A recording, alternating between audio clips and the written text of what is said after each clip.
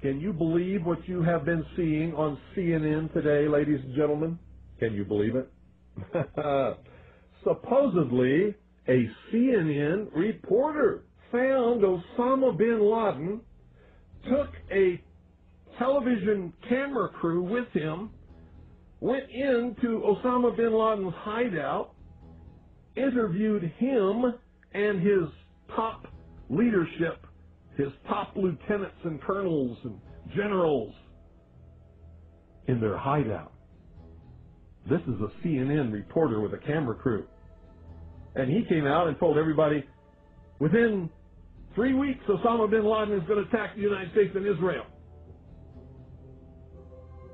Now, don't you think that's kind of strange, folks? You see, because the largest intelligence apparatus in the world, with the biggest budget in the history of the world, has been looking for Osama bin Laden for years and years and years, and can't find him. A reporter from CNN and his little camera crew got in to Osama bin Laden's secret hideout and conducted an interview. If you don't believe me, tune into CNN. They're probably running it right now as I'm speaking.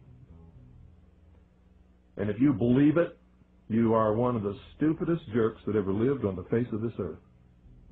And whatever is going to happen that they're going to blame on Osama bin Laden, don't you even believe it. When in hell are all you people going to wake up?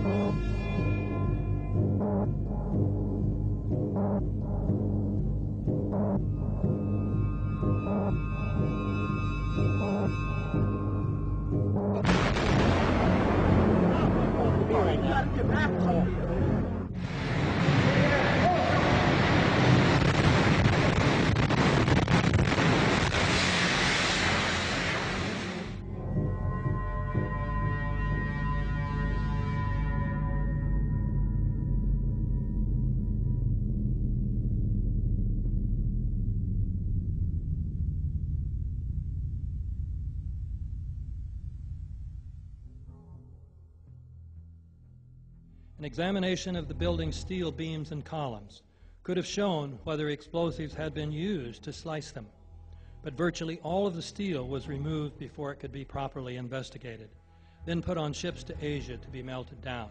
It's important for us to not reveal how we collect information. That's what the enemy wants. And you have no evidence that the government's behind 9/11, and I frankly think it's an awful thing to allege, considering it's not true, and you haven't proved that it is. It's totally implausible. Like, we would report that if that were true. Because these guys own our government. They print our money, and they own not only the government, but they own you. You are their property. So, in other words, these guys print the money, they run the country, and they own you, and they own everything around it. And so they make the laws, and that's why they can decide who can kill who, and who can get away with who, and who can get away with whatever, because they make the laws and they decide, all right?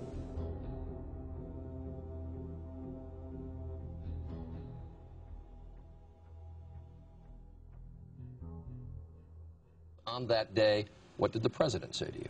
The president, in a very intimidating way, left us, me and my staff, with the clear indication that he wanted us to come back with the word that there was an Iraqi hand behind 9/11, because they had been planning to do something about Iraq from before the time they came into office. Did he ask about any other nations other than Iraq?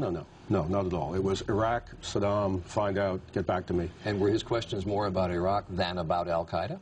Absolutely. Absolutely. He didn't ask me about al-Qaeda. And we said, but Iraq had nothing to do with this. And that didn't seem to make much difference.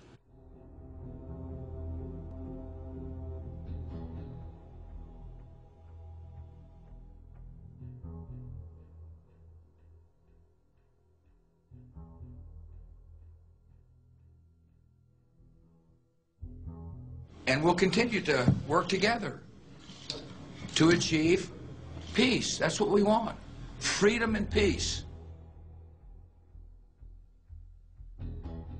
Look at the Council on Foreign Relations. Many members, in fact, the majority, never serve on the executive committees. They never go through any initiation of any kind. They are, in fact, the power base and are used to gain a consensus of opinion. The majority are not really members, but are made to feel as if they are. In reality, they are being used and are unwilling or unable to understand.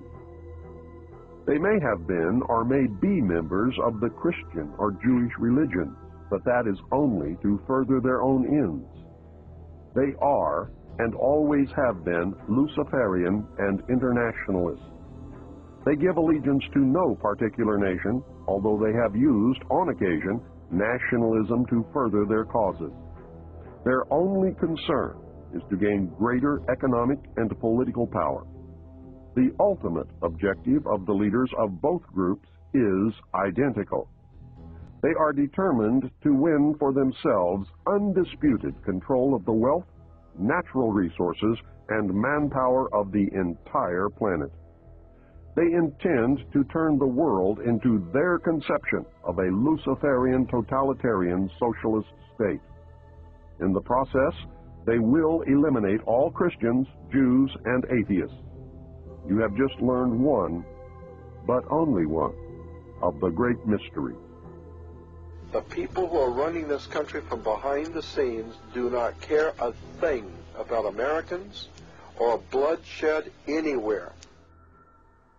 I think we're going to awaken one day to find out that we've all been too relaxed and entertained and watching television and being entertained with all the cares of life, never realizing what is going on in this country.